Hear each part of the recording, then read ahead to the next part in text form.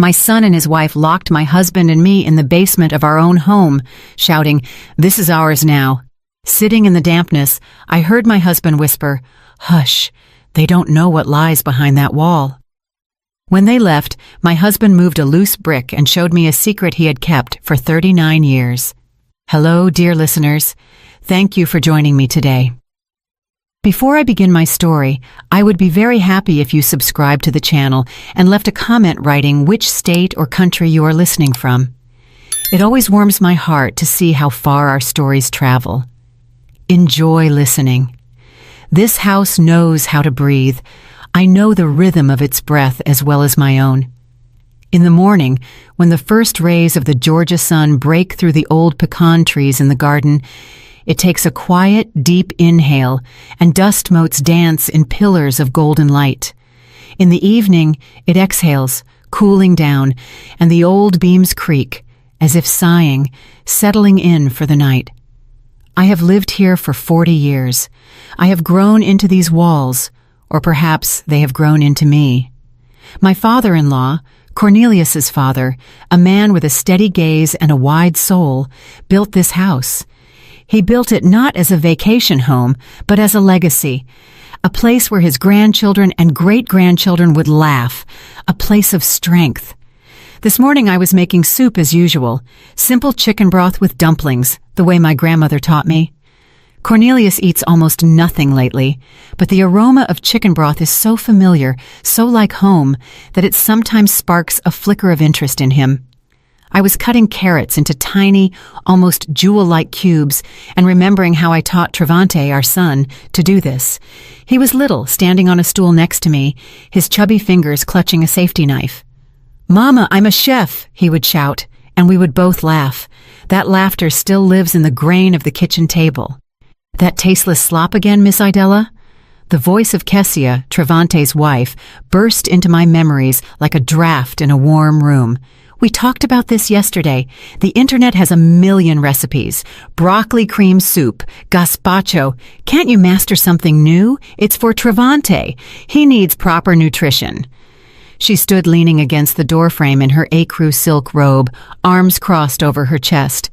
She never called me Mom, only Ms. Idella, with a cold politeness that was worse than outright rudeness. I didn't turn around. I just kept stirring the broth. "Your husband loves this soup," I answered quietly. "And his father loves it. Father doesn't understand anything anymore," she cut in. "But Travante deserves better. They have been living with us for 3 years, ever since Cornelius had his first stroke. At first, it seemed right. Family should be together, especially in hard times. I gave them the entire second floor, the master suite with the balcony overlooking the garden. Cornelius and I moved downstairs to his former study so he wouldn't have to climb the stairs.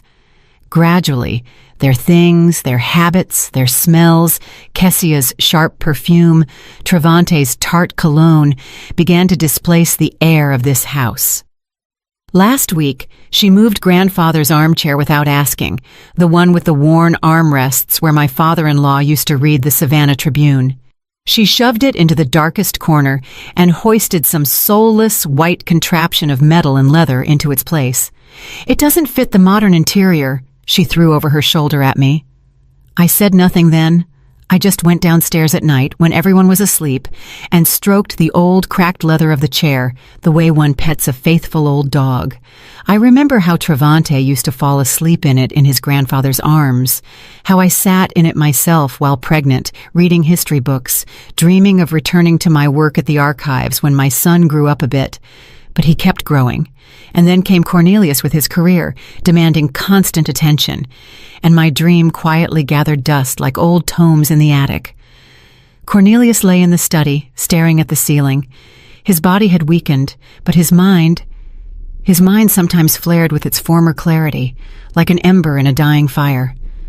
I walked over, sat down next to him, and took his hand. His skin was dry and thin, like parchment. "How are you, my love?" I whispered. He slowly turned his head, his eyes focused on me. "They are noisy," he exhaled. Yes, they were always noisy. Their voices, their arguments about money, their loud laughter, All of it was alien to the quiet, grounded life of our home. Trevante came down for lunch. He didn't say hello, sat at the table, and immediately stared at his phone. I placed a bowl of soup in front of him. He pushed it away. "Ma, we need to talk. Seriously." Kessia instantly materialized next to him, sitting opposite, folding her hands on the table. In her eyes was that predatory glint I had learned to recognize. It meant they were plotting something. "We've been thinking, with the inheritance and all these complications, bureaucracy," Trevante began, not taking his eyes off the screen. "Father is in such a state. To avoid problems later, you should sign the house over to me now. A deed of gift. It's just a formality to simplify everything." My chest went cold, not from the words themselves, but from the casualness with which they were spoken, as if he were asking me to pass the salt. "No," I said. My voice didn't tremble. "This house belongs to your father and me. As long as we are alive, everything stays as it is." "So you don't want to simplify things?" Kessia leaned forward.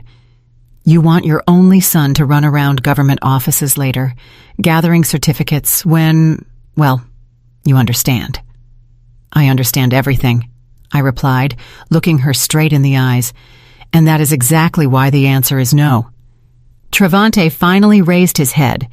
There was no filial love in his gaze, only cold, angry irritation, as if I were not his mother, but an annoying obstacle in his path. "I don't understand what the problem is. We live here. We take care of Father." "You live in my house," I corrected him. "I take care of Father." At that moment, Cornelius appeared in the doorway of the living room. He stood leaning against the jamb, breathing heavily.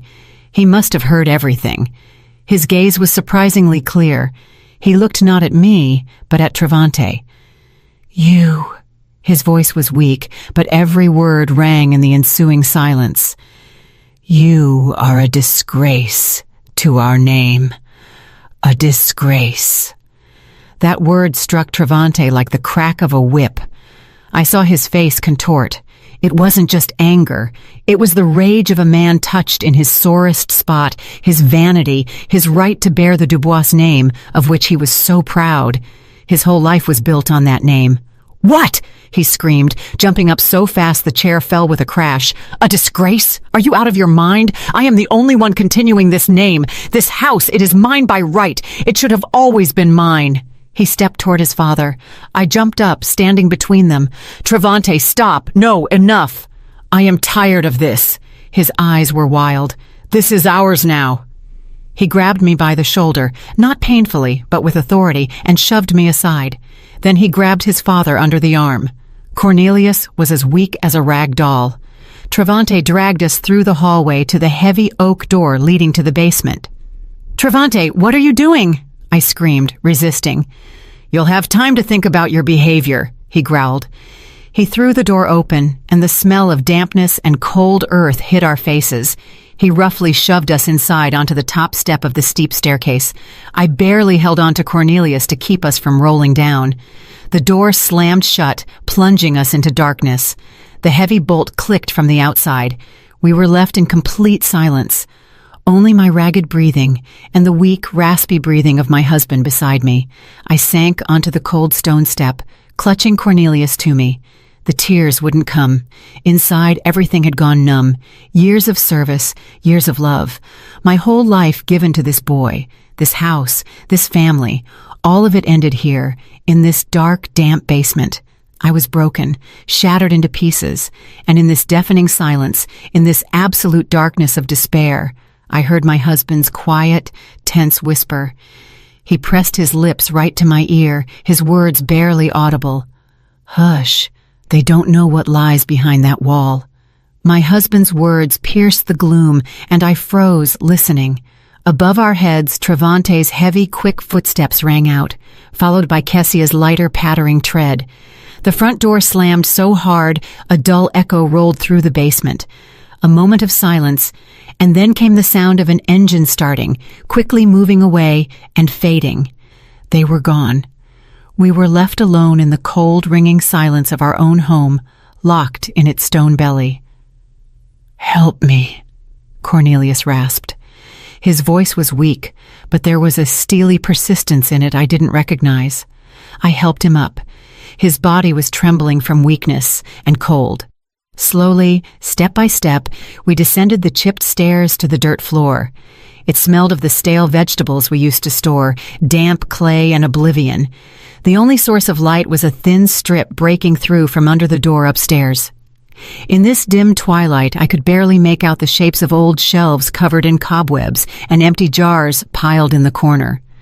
Cornelius led me not to the shelves, but to the far wall, to the very masonry of the foundation. He leaned against the rough, damp stones, breathing heavily. "Here," he whispered. "Father showed me when I was 18, said it was for the most extreme case. I thought it would never come." He ran his shoulder along the wall, searching for something by touch in the gloom. Finally, he stopped. "Here, press." "I don't have the strength." I touched the stone where he pointed. One of the rough granite blocks seemed no different from the others. But when I pressed harder, it gave way, sliding inward with a quiet scraping sound. Behind it, a black square void opened up. Inside this niche, something dark lay hidden. I reached my fingers in and felt cold, smooth metal. It was a small tin box, an old tobacco tin, the kind popular in my childhood. I pulled it out. It was light, almost weightless. We returned to the steps and sat side by side. Cornelius took the box from me. His fingers struggled with the simple latch for a long time. Finally, with a quiet click, the lid opened. I expected to see anything. Old photographs, maybe a few gold coins hidden by my father-in-law for a rainy day. But inside there was nothing shiny, only a few yellowed papers folded in four. Cornelius took out the top document and unfolded it. Even in this faint light, I saw the official seal and faded violet ink. It was a birth certificate. "Read it," Cornelius said. I took the paper. It was fragile as an autumn leaf. The name written in calligraphy was unfamiliar to me. Cassius Thorne, place of birth. A prison hospital in Mississippi. A place I had only heard terrible stories about. Mother's name, dashed out. Father's name, Orion Thorne. "I don't understand," I whispered, looking at my husband. "That's me," he said quietly. "That is my real name." Something snapped inside me. For 40 years, I had lived with Cornelius Dubois, son of the esteemed Dr. Dubois, heir to a famous family, and now this fragile sheet of paper was telling me I didn't know the man I had shared a bed with, raised a son with, built a life with. He took out the next document. An adoption decree. Cassius Thorne adopted by citizen Dubois, Langston James. The new son is assigned the surname Dubois and the name Cornelius. Everything was certified with dry official stamps. The last item in the box wasn't an official paper, but a letter written in the familiar, confident handwriting of my father-in-law. Cornelius handed it to me. "Son," I read mentally, struggling to make out the words in the dark. "If you are reading this, it means dark times have come, and I am likely gone. I never told you the whole truth, fearing it would break your life. Your father, Orion Thorne, was a brilliant scientist, an honest and brave man. But in our country, honesty and courage often become a crime. He was slandered, labeled a threat to national security, a traitor, and he perished in prison. I was his friend and colleague. I promised him I wouldn't let his son be lost. I adopted you, gave you my name, my family, to protect you, to erase the brand of a traitor's son. Live with dignity, Cornelius. Wear the Dubois name with honor. But never forget whose blood flows in your veins. The blood of a brave man." I read to the end and slowly folded the letter. The cold that had started in the basement was now coming from within. It chilled me to the bone. All these years Cornelius lived with this secret. He feared the shadow of the past. He protected a name that wasn't his by birthright. And Travante, our son, he built his whole life, his entire pride, on this name. He boasted of his grandfather the doctor, his pedigree, his heritage, a heritage that didn't exist by blood. All the pain, all the humiliation of the last few years, all the insults I had swallowed like bitter medicine, all of it suddenly compressed into a single point in my chest. But it didn't explode in a scream or tears. It froze, turning into an icy, perfectly clear crystal. And in its cold facets, I saw everything with dazzling clarity. I was an archivist. I worked with documents, with facts, with histories people tried to forget or rewrite. I knew the value of truth locked in yellowed paper. And what I held now wasn't just a family secret. It was a weapon. It was power, absolute, undeniable power. We sat in the dark for 2, maybe 3 hours. Time lost its flow. Cornelius dozed off, leaning his head on my shoulder, exhausted by the tension. I sat motionless, staring into the darkness, and my mind, for the first time in years, worked precisely and silently, like a well-oiled machine. A plan formed itself, logical and cold. Finally, noise was heard upstairs. The bolt was slid back with a sharp scrape. The door flew open, and bright light hit my eyes. Travante stood on the threshold. His face was smug. "Well, have you thought it over?" he asked with a sneer. "Father, do you feel bad? Should I call a nurse?" He was clearly playing at magnanimity. It was part of his game. "Yes," I said, rising. My voice sounded steady and calm, surprising even myself. "He needs care. Give me the phone. I'll make a call." He was momentarily confused by my submission, but then smirked, handing me his mobile. "Here, 1 call to arrange a nurse, and no funny business." I took the device. Its warmth contrasted with the cold of my fingers. I didn't search for a number in the contact list. I knew it by heart. A few years ago, I had read an article in Essence magazine about a female attorney specializing in complex family cases and inheritance. She was described as a brilliant and uncompromising specialist. I memorized her name just because, just in case. As it turned out, not in vain. I calmly dialed the number. Travante looked down at me, expecting to hear my conversation with some caregiving service. A crisp female voice answered the phone. "Veda Sterling, speaking." "Ms. Sterling, good afternoon," I said, just as evenly and clearly. "My name is Idella Dubois. I urgently need your help." I arranged a meeting with Veda Sterling, and without changing my expression, handed the phone back to my son. He took it with lazy curiosity, scrolling the screen to check who I had called. The number was unfamiliar, without a name. He apparently decided it was a care agency, and complete satisfaction reflected on his face. He had won. The old mother was broken and submitted. "Good girl," he tossed out, more to himself than to me. A sensible decision. "Come on, Kessia, let's help Father up. It's not fitting for him to sit on the steps." They helped Cornelius to his room with that exaggerated, showy care that hurts the eyes with its falseness. They tucked him into bed, adjusted the blanket. Kessia even brought a glass of water. They were acting out a play of magnanimous victors, and I was their main audience. I watched silently, and they mistook my silence for capitulation. That was their first and main mistake. In the following days, a strange, unnatural silence reigned in the house. I performed my duties with mechanical precision, cooking broths for Cornelius, cleaning rooms, doing laundry. I moved through the house like a ghost, a shadow of myself, and this suited them perfectly. They stopped noticing me the way one notices old furniture.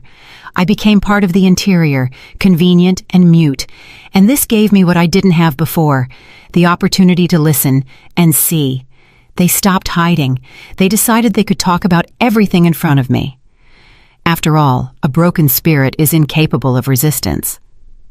One morning at breakfast, while I was silently serving biscuits, Kessia, flipping through some glossy magazine, said to Travante, "Honey, I've been thinking. That wall between the living room and Father's study, it's not load-bearing. If we tear it down, we'll get a huge space, a studio. We can put a white marble bar counter right here." I froze for a moment with the skillet, the wall she wanted to demolish. My father-in-law's desk stood against that wall, where he wrote his last medical journals. Against that wall, Cornelius taught little Travante to write his first letters. There, on the wallpaper, if you looked closely, you could still make out a faint pencil mark. Our son's height at 5 years old. She spoke of it as if it were just an annoying hindrance on the way to a bar counter. "Great idea," Travante responded, not looking up from his coffee. "The study will be free soon anyway, and the library? Well, the books can be sold for scrap or recycled. Who reads them nowadays? Recycled. Books my father-in-law collected all his life. Rare editions on Black history, leather-bound volumes with gold embossing, books signed by the great minds of the Harlem Renaissance. Recycled." I placed the plate of biscuits on the table. My movements were fluid. Not a muscle on my face twitched, but inside me, something cracked and broke off. The last shard of maternal illusion that there was still something left in my son of the boy who listened with delight as his grandfather read aloud to him. They saw my calmness and mistook it for apathy, for senile detachment. They didn't understand that this was the calmness of a surgeon studying the chart of a diseased organ with cold attention before picking up a scalpel. Every word, every gesture was for me a symptom of a disease, their disease, the name of which was greed and vanity. The apotheosis of their delusion came on Tuesday evening. They approached me as I sat by Cornelius's bed, reading old poems to him aloud. They entered with the same serious, concerned faces one wears when visiting the hopelessly ill. "Mom!" Travante began in a tone full of fake sympathy. "Kessia and I have discussed everything. We understand how hard it is for you. All these worries, the house, father. You've laid your whole life down for us. You deserve a rest." Kessia immediately chimed in, placing her manicured hand on my shoulder. The touch was light, but I felt the cold seep under my skin. "We found a wonderful place for you, Ms. Idella, a senior living community, not some nursing home. No, an elite establishment. Just outside Atlanta, pine forest, a pond, 4 meals a day, medical care 24/7. You'll have your own cozy room. You'll be able to walk, read, socialize with people your age. We'll visit you on weekends." They looked at me, expecting gratitude. They sincerely believed they were doing me a favor. They were offering me, the mistress of this house, a cozy room in exchange for my past, my life, everything that was dear to me. They were proposing to tear me from the soil I had rooted into and transplant me into a government-issue pot, so I would quietly wither there, not hindering them from building their life on the bones of mine. I raised my eyes to them. I looked at Travante, at his face so like my father's, and at the same time so alien. I searched in him for at least something, a shadow of doubt, a spark of shame, but found none.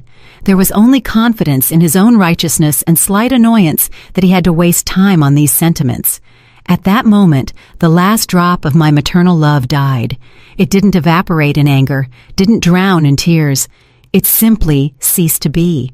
As if a spring snapped in an old clock and the pendulum, swinging for 40 years, stopped forever.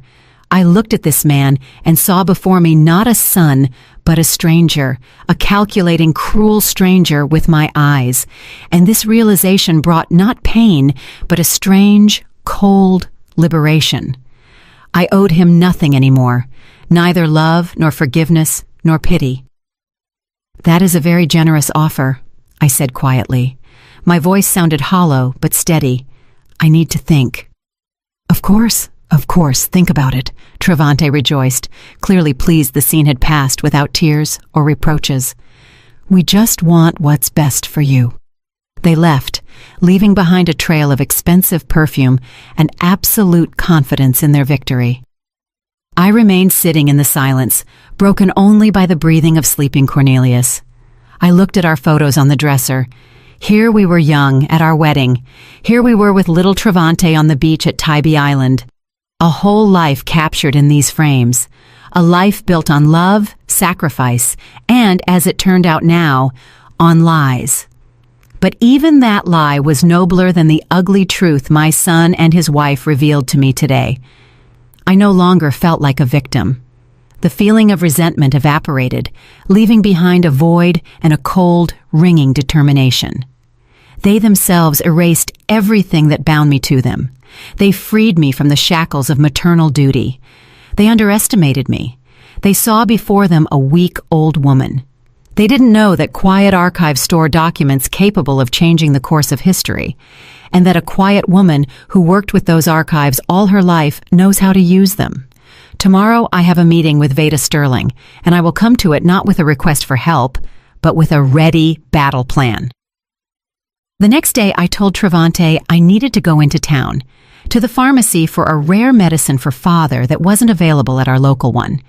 He gave me money for a taxi with an air of performing an act of the greatest charity. Kessia even helped me put on my coat, straightened my collar, like one does with a child. "Don't be long, Ms. Idella. Lunch needs to be ready." I nodded and left the house, feeling their condescending gazes on my back. They were watching an obedient old woman heading out to run errands. They didn't know I was going to war. Veda Sterling's office was located in a modern building in downtown Savannah with high ceilings and quiet corridors. She herself turned out to be a woman of about 40 with a sharp, piercing gaze and a complete absence of fussiness. She didn't gasp, didn't offer sympathy. She listened. I spoke evenly, without emotion, laying out the facts, the humiliation, the demands, the deed of gift, the basement. When I finished, she was silent for a few seconds, looking at me. "Do you have any documents confirming your rights to the house?" she asked finally. Her voice was calm, but steel could be felt in it. "I have something more important," I answered, and took the tin box from my bag. I laid its contents on the polished table. The birth certificate in the name of Cassius Thorne, the adoption document, my father-in-law's letter. Veda put on her glasses and began to study the papers. She read slowly, attentively, as if absorbing every word. I saw her expression change. Professional interest was replaced by surprise, and then by the concentration of a strategist who has been dealt a winning trump card. She raised her eyes to me. There was no longer simple concern in them. There was excitement.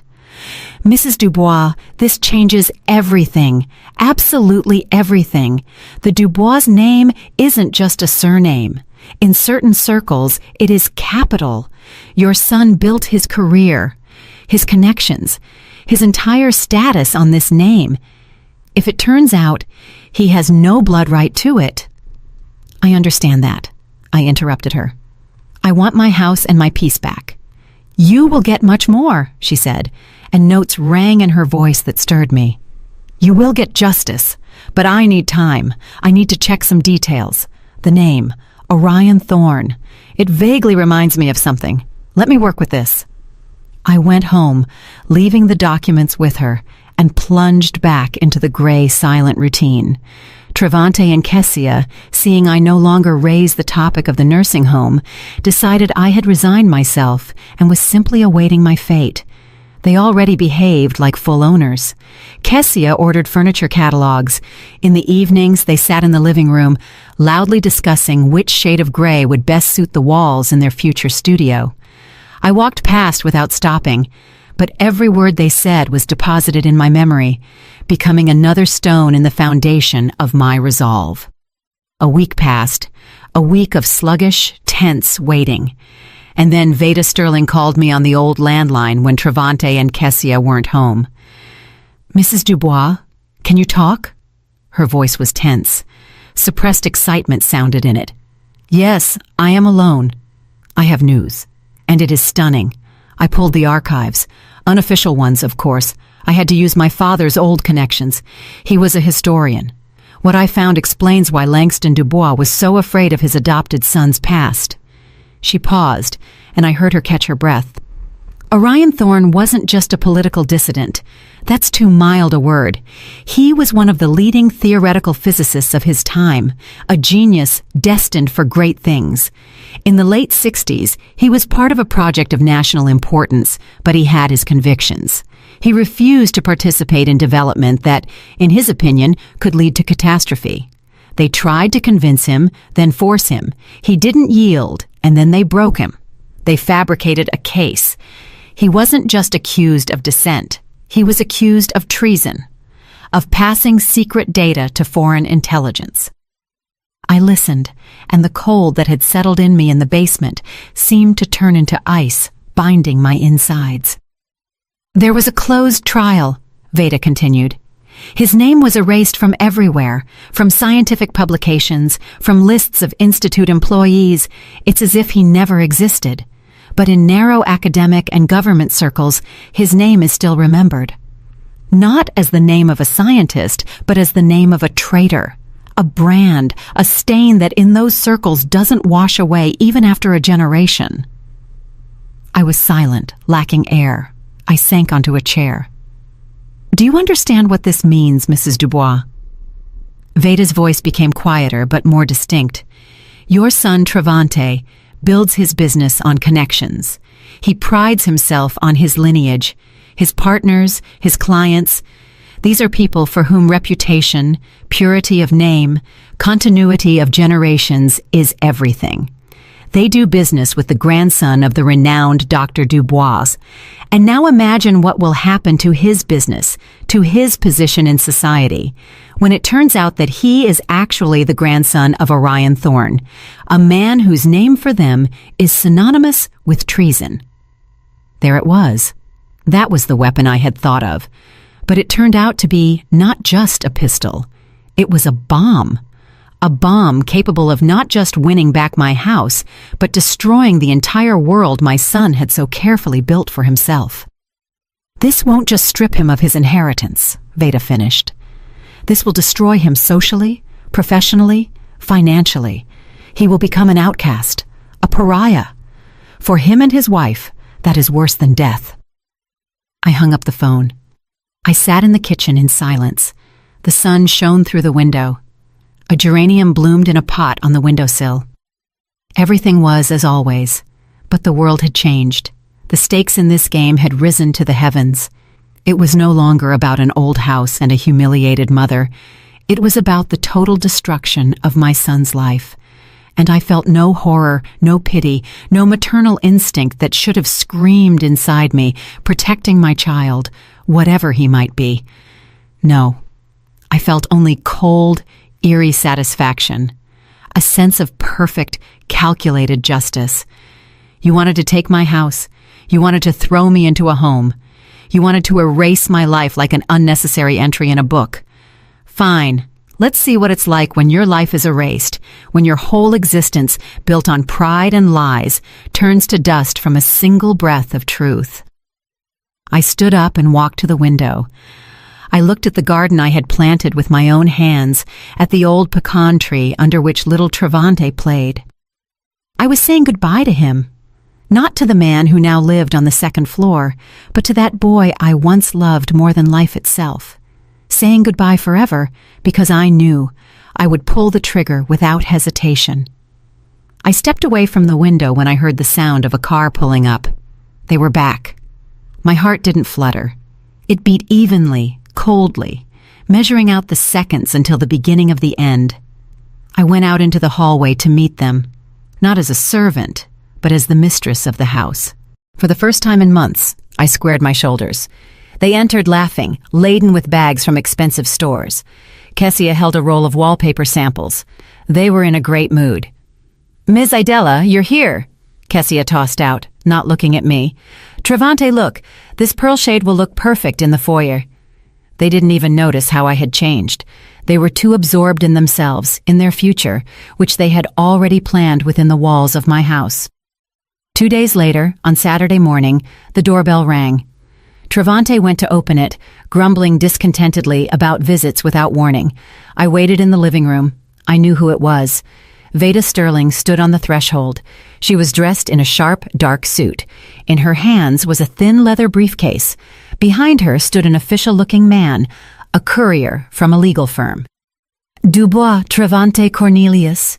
Veda asked in an even, businesslike tone. Yes, and who are you? Travante measured her with an appraising look. My name is Veda Sterling. I represent the interests of the owner of this house, Idella Dubois. This is for you. She handed him a thick envelope. Travante took it confusedly. He looked at me, then back at Veda. His face expressed complete bewilderment. "Owner? What owner? This is my family's house." "I would ask you to familiarize yourself with the document," Veda replied coldly. Kessia came out of her room, attracted by the voices. Seeing the strange woman, she frowned. Travante tore open the envelope with irritation. He began to read, and I saw the color slowly drain from his face. First bewilderment was replaced by anger, and then he laughed, loudly, hysterically. "Eviction?" he laughed. "Mama, is this your joke? You hired this actress to scare us? This is just ridiculous." Kessia snatched the paper from him, ran her eyes over it. Her face also twisted into a contemptuous sneer. "Ms. Idella, we thought you had fallen into apathy, but you, it turns out, decided to play drama. Very cute, but we don't have time for this." She turned to Veda.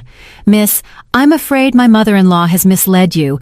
She is an elderly person, a bit out of her mind. Here."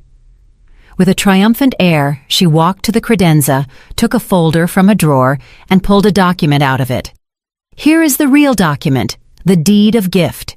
The house belongs to my husband, Travante Dubois, so you can use your papers as you see fit." She handed the document to Veda. Veda took it without even glancing at me.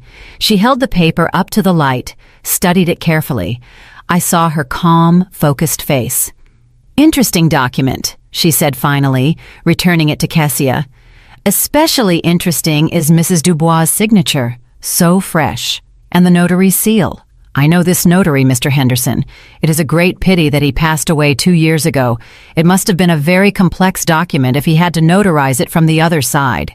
A ringing silence hung in the room. The laughter froze on Travante's lips. Kessia looked at Veda. Her face went white as a sheet.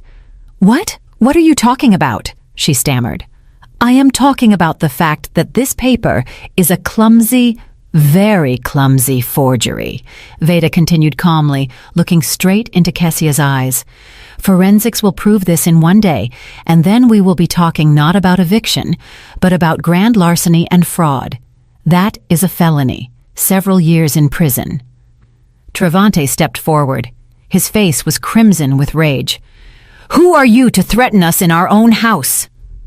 "I am a lawyer, and I do not threaten. I inform of consequences.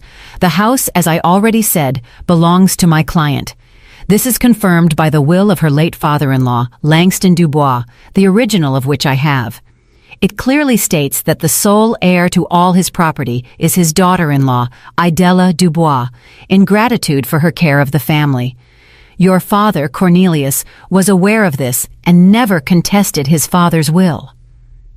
She pronounced the word father with a barely perceptible pause. It was the first prick. Travante and Kessia exchanged glances. In their eyes, for the first time, I saw not anger, not contempt, but fear, real animal fear of a beast cornered.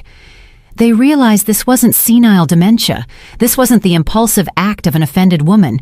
This was a well-planned attack. "We will contest it," Travante shouted. "We will prove she is incompetent, that you tricked her. I am the only Dubois, the direct heir. I have a right to this house." Veda Sterling nodded slowly, as if she expected exactly these words. She took a step forward. Her voice became quieter, almost confidential, but all the more ominous for it. "You can certainly try. Court proceedings, contesting the will. But keep in mind, Mr. Dubois, to contest Langston Dubois's will, you will first have to prove to the court that you have a legal right to it, that you, as you put it, are a direct heir, and for that—" She paused again, letting every word soak into the air.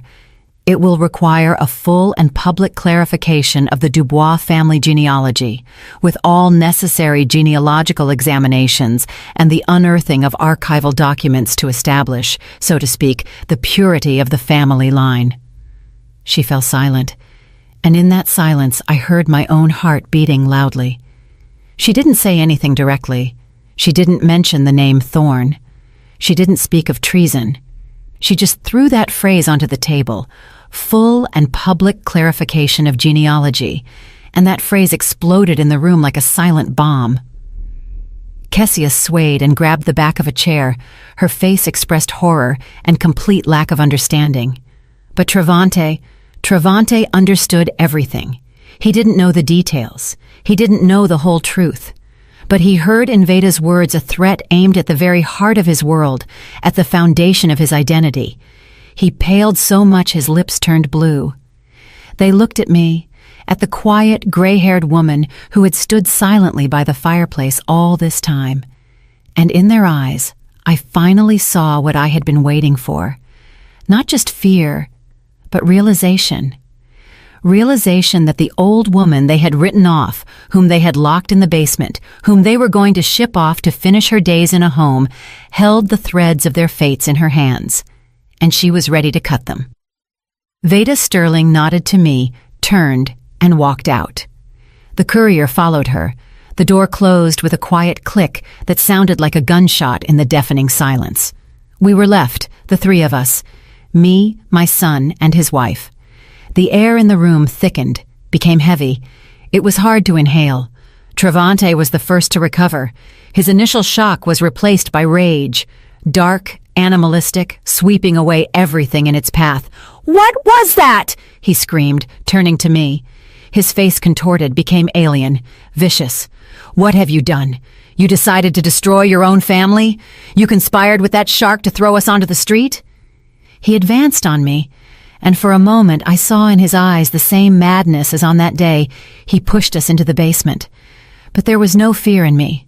I stood motionless, looking him in the eyes. "You don't understand what you've gotten yourself into," Kessia chimed in. Her voice was breaking into a squeal. She paced the room like a bird in a cage. "Genealogy? What genealogy? What did she mean? Have you been hiding something from us? Some shameful secrets?" They screamed, accused, threatened, said they would put me in a mental institution, prove my insanity, that I would disgrace the Dubois' name. They threw words like stones, trying to breach my silence, to force me to be afraid, to retreat. But their stones bounced off my calm confidence like peas off a stone wall. I remained silent and watched. I let their fury burn out, turn to ash. And when the stream of threats ran dry, when they fell silent, breathing heavily, exhausted by their own anger, tactics changed. They saw that I could not be taken by shouting and force, and then they decided to press on other strings, on those which they thought still resonated in my soul. Kessia was the first to sink into a chair and cover her face. Her shoulders shook in soundless sobs. It was an act, I knew, but a skillful one. "Ms. Idella, Mama," she sobbed. "How can this be? We are family. We love you. We wanted what was best. We thought about your future, your peace of mind. Yes, maybe we were wrong, we got heated, but is it worth destroying everything over this?" Travante walked over and squatted in front of me. He tried to take my elbow, but I pulled away slightly, and he removed his hand. He looked up at me. There was no more rage in his eyes. Now feigned grief and filial hurt splashed there. "Mama," he said quietly, soulfully, "remember everything that happened. Remember how you raised me. You gave me everything. You sacrificed your career, your dreams, for me, so that I would become who I am. Can you really destroy all of that yourself now? Were all those sacrifices just to kick me out of my own home in the end?" He spoke of my sacrifices. He who had never appreciated them in his life. He who took them for granted. Now he pulled them out like an old dusty banner, trying to hide behind it. "I am your son, Mama." His voice trembled, and this time it seemed almost sincere. "Fear is a good actor. Your only blood, your continuation. Everything I do for the future of our family, our name, so that the Dubois name sounds even louder. That is your honor too, father's honor, grandfather's honor." He spoke, and I looked at him. And for the first time in all this time, I felt something other than cold anger and determination. It was pity, Deep, piercing, almost unbearable pity. Not for my son, but for this man sitting at my feet. For a man whose life turned out to be a house of cards built on the sand of someone else's surname.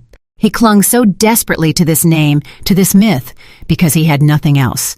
Without the Dubois name, he was a nobody. He waited for an answer. He waited for tears, reproaches, maybe even forgiveness. He waited for the maternal heart to falter.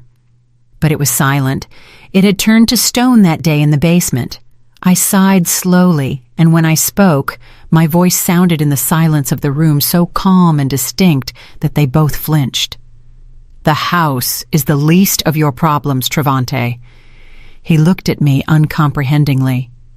You have lived your whole life, I continued, looking him straight in the eyes, never looking away, appropriating a legacy that was never yours. The respect you demanded, the name on which you built your life, your business, your pride, all of it is a ghost. I fell silent. I didn't explain anything. I didn't name Thorne. I didn't tell the story of his real grandfather. I just left that phrase hanging in the air between us. A ghost. I saw his brain working, how he frantically tried to understand what I meant. I saw fear begin to take shape in his eyes, the shape of something unknown, but monstrous. What? What are you saying? He whispered. What legacy? What name? I am a Dubois. My father is Cornelius Dubois. My grandfather is Langston Dubois. Your grandfather Langston Dubois was a great man, I said quietly, and very noble. He gave your father his name to save him. And you turned that name into a commodity, a shield for your vanity, and you disgraced it. Father was right. I let him figure out the rest himself. I knew my son's imagination. I knew his greatest fears, the fear of being a nobody, the fear of turning out to be an imposter. I saw those fears coming to life in his eyes now, fueled by my silence. He could imagine anything. Illegitimacy, a secret shame in the lineage, any dirt that could stain the shining name of the Dubois family. And any of those guesses was torture for him. I gave him this food for thought, this poison that would slowly poison him from the inside. The horror of the unknown was my strongest ally. Kessia looked from me to her husband, understanding nothing. She only saw that her strong, confident Travante was sitting on the floor, crushed by a few of my phrases. I stood up. I felt very tired, but at the same time surprisingly light. You were given 3 days to move your things out, I said, heading for the door of my room. I would advise you not to waste this time on arguments. I entered the room and closed the door behind me. I didn't hear what they said after that. I just went to the bed where Cornelius was sleeping and sat down next to him. I took his hand. It was warm. I looked at his peaceful face and thought about what a heavy burden he had carried all his life, and what a terrible price our son paid, because that burden was never lifted in time. 3 days passed in a thick, tense silence. They didn't move out. I saw them whispering for hours, locked in their bedroom. Their phones didn't stop ringing. I knew they wouldn't give up. They were preparing their last desperate move, and I was ready for it. On the evening of the 3rd day, Travante entered my room. He was dressed in an expensive suit. His face was pale but determined. A kind of feverish, unnatural confidence had appeared in him. Tomorrow at 11 a.m. at our townhouse, he said in a clipped voice. Family council. Everyone will be there. Uncle Peter, Aunt Vera, my main business partners. You must be there, and bring your lawyer too. Let's see who wins. He turned and left without waiting for an answer. It was a challenge, their final gambit. They decided to move the battlefield to their territory, surround themselves with allies, and crush me with public opinion. They were going to stage a show trial where I would be the accused, out of my mind. A vengeful old woman who had fallen under the influence of a predatory lawyer. They wanted to declare me incompetent and thus take control of both me and the house. It was a smart move. But they underestimated me again. The next day, precisely at 11 Honquak, Veda Sterling and I entered the living room of their city apartment. It was a huge, faceless space furnished with expensive but cold furniture. And it was full of people. Our relatives were here, whom I hadn't seen for several years. Cornelius's cousin Peter, an important city official, his wife Vera, draped in pearls. There were also people unfamiliar to me with hard business faces, obviously those very partners whose opinion Travante valued so much. Travante and Kessia stood in the center as masters of the situation. Kessia was pouring water into glasses, portraying the gracious hostess. Travante carried himself with that emphasized solidity that was supposed to inspire trust.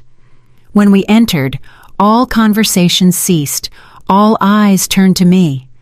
I felt their curiosity, judgment, pity. To them, I was the cause of an awkward family drama. Veda and I sat on the offered chairs a little to the side. I was silent. My heart beat evenly. I felt no fear. I felt at home, in my archive, before laying out old documents on the table to restore the truth. Travante began to speak. His voice was full of sorrow and nobility. He spoke of how he loves and respects his mother, how hard it is for him to see her condition. He hinted at clouded reason, at senile touchiness, at how easily elderly people are manipulated. He never called Veda by name once. He spoke only of this woman, an unscrupulous lawyer who wormed her way into the trust of a sick person for profit. He told how he and Kessia took care of father and mother, how they wanted to ensure a quiet, secure old age for them in the best facility. His speech was calibrated. Every word hit the mark. He painted a picture in which he was a loving, suffering son, and I was a deluded, ungrateful mother. He spoke for a long time. Relatives nodded sympathetically. Partners watched with understanding. I saw the scales tipping in his favor. He had almost won. When he finished, a heavy silence hung in the room. Travante looked at me with poorly concealed triumph. "That is essentially everything," he said, spreading his hands. "We only want to protect Mom from herself and from outside influence. We are talking about conservatorship, otherwise she will do foolish things, deprive herself and father of a roof over their heads." Then Veda stood up. She didn't argue or make excuses. She calmly walked to the table in the center of the room. "Everything Mr. Dubois said is very touching," she began in an even voice. "But let's move from emotions to facts. Facts are stubborn things. Mr. Dubois claims he is acting in his mother's interests, fearing she will lose the house. But here's a document." She took a copy of the forged deed from her briefcase and placed it on the table. The document which Mr. Dubois and his wife presented as the basis of their rights to the house. A document according to which Mrs. Dubois has already lost her home. She paused. "And here," she placed another sheet next to it, "is the conclusion of a handwriting analysis confirming the signature is forged, and a certificate from the archives of the notary chamber stating that the notary who allegedly certified this paper died 2 years before it was signed." A murmur ran through the room. Uncle Peter frowned, took off his glasses. Travante's partners exchanged glances. The picture of the loving son began to crack. "These are all insinuations," Travante shouted, but there was no longer confidence in his voice. "These are documents," Veda cut him off. "And now, with your permission, my client will speak. She does not need conservatorship. She needs to be heard." All eyes turned to me again. I slowly rose. I didn't look at Travante. I looked at the faces of the people in this room. "Good afternoon," I said. My voice didn't tremble. It was the voice of an archivist accustomed to speaking about facts. My son spoke of the legacy of the Dubois family, of honor. I dedicated my entire life to serving this family and preserving its history. Therefore, allow me to clarify. I took another folder from my bag. Legacy is not just a house and money. It is primarily memory and truth. Here. I placed my father-in-law's letter on the table. This is a letter from my father-in-law, Langston Dubois, to his adopted son, my husband Cornelius. He writes about love, about duty, about nobility. He writes about how he saved an orphan boy by giving him his name. This is the true legacy of the Dubois family, love and self-sacrifice. I spoke calmly, laying out the history of my family before them like solitaire. I told them the truth, not all of it. I didn't name Orion Thorne. I didn't speak of treason. The honor of the family, even one like this, I didn't want to stain publicly. I simply said that Cornelius was an adopted son, the son of a repressed scientist whom Langston Dubois saved from the system, giving him his surname and his love. Langston left this house to me, I pointed to the copy of the will, because he believed I would preserve his spirit, the spirit of a family built not on blood, but on love. And my son, I looked at Travante for the first time, decided that his right to this house was based on a forged paper. I fell silent, and in that silence, everything became obvious. I didn't accuse. I simply juxtaposed two documents. On one side, a letter breathing love and nobility, the real history of the family. On the other, a fake deed, breathing greed and deceit. I contrasted genuine legacy with entitlement. It was the end. I saw it on their faces. Uncle Peter slowly stood up, walked to the table, took my father-in-law's letter, read it. Then he looked at Travante with such contempt that he shrank. The business partners silently rose from their seats and, without saying goodbye, headed for the exit. They wanted nothing to do with a man who not only turned out to be a fraudster, but wasn't a real Dubois. His main capital, his name, turned to dust before their eyes. Kessia stood clutching her husband's arm. Her face was gray with horror. She looked at the departing guests, at the ruins of their world. And I think, at that moment, she hated him. Travante stood in the middle of the room completely alone. He was broken, destroyed, and not by a court, not by the police. He was destroyed by the truth which I, carefully, like an archivist, had brought to light. His final gambit turned into a public execution he had arranged for himself.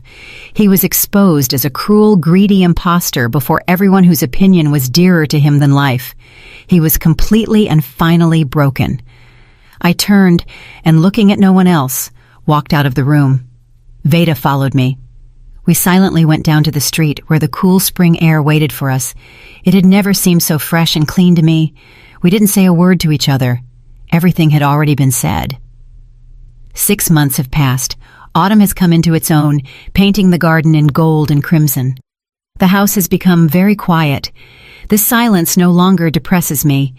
It was healing, like a cool compress on a wound. It was filled with light penetrating the washed windows, the smell of pecans, and the quiet ticking of the old clock in the living room. Cornelius passed away at the end of summer, quietly, in his sleep, in his bed. His exhausted heart simply stopped. I held his hand until the very end. We didn't talk about Travante. We didn't talk about the past. We talked about our youth, about our first date in Forsyth Park, about how funny he looked trying to fix a leaky faucet. We said goodbye, and when he left, I mourned him. Not the husband bearing someone else's name, but my Cornelius, the only man I loved. I buried him next to his adopted father, Langston Dubois. Two noble men, whose stories turned out to be so closely intertwined, now lay side by side. Travante was not at the funeral. He and Kessia disappeared. They moved out of the city apartment, selling it to pay off debts I hadn't even suspected. Their world, built on the prestige of the Dubois name, collapsed in a single day. Partners turned away. Friends stopped answering calls. The society in which they so wanted to shine expelled them. I heard from distant relatives that they moved to some small provincial town in Alabama, where Kessia found a job as a receptionist in a beauty salon. Nothing was heard of Travante. He didn't call, didn't write. For me, he simply ceased to exist, like the ghost I once spoke of. I felt neither gloating nor hatred, only emptiness in the place where maternal love used to be. Today I went down to the basement, but it was no longer the dark, damp crypt where my rebirth once began. I hired workers. They cleaned it out, whitewashed the walls, installed bright lighting. Along the walls now stood not dusty shelves with jars, but new pine ones, smelling of resin. In the center, a large, sturdy work table, my table. This basement, once my prison, became my sanctuary, my personal archive, the place where I finally returned to myself. I slowly laid out old photographs, letters, documents on the table. All my life, I had been the keeper of other people's stories, the history of the Dubois family, the history of my husband, the history of my son. I carefully collected them, cataloged them, protected them. Now the time has come to collect my own. I took a new album with blank pages in a hard leather binding. On the first page, I neatly placed Langston Dubois's letter, a document about love and nobility that became the cornerstone of this story. Next to it, I placed a photograph. Not my wedding one, not a photo with my son, but another, small, black and white one taken many years ago. In it, a young girl with glasses and short hair sits at a desk piled with old tomes, looking into the lens with delight. That was me, Idella, a 20-year-old history student at Spelman College, in love with her profession, full of hopes and plans. The me I had buried myself under the rubble of family obligations and sacrifices. I looked at this girl and smiled. I had been walking back to her for so long, through 40 years of serving others, through betrayal and pain, through the cold of the basement. I finally found her. I was no longer just a keeper. I became an author. The author of my own story, in which I myself decided what was important and what needed to be left in the past. I didn't cross anything out of it. Neither the joy of motherhood nor the bitterness of disappointment. But now I placed the accents myself. I gave events the meaning I considered true. I finished my work and walked to the small high window of the basement, which the workers had cut through at my request. It looked straight out into the garden. From down here, the world looked different. I saw not the trunks of trees, but their roots going deep into the earth. I saw fallen leaves that would become soil for new life in the spring. I placed a cup of hot tea on the windowsill. The aroma of Earl Grey mixed with the smell of earth and wilting foliage. Steam from the cup rose to the glass, and the world outside the window became a little blurry, like an old watercolor. I took a sip. It was quiet in the house, quiet in my soul. For the first time in many, many years, I didn't feel like someone's wife, someone's mother, someone's daughter-in-law. I was simply Idella, a woman looking out the window of her house at her garden.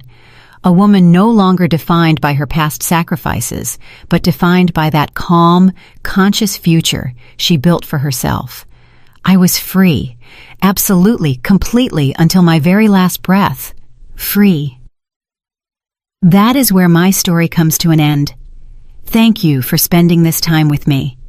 If it resonated with your soul, please like and subscribe to the channel. Your feedback is the greatest support for me. I wish you peace in your heart and warmth in your soul. Until we meet again. Such a complicated but very deep story, dear listeners. A story about sacrifice, betrayal, and that terrible price one sometimes has to pay for one's own freedom and dignity. It makes you think about a lot, doesn't it? The main question left hanging in the air is the question of boundaries.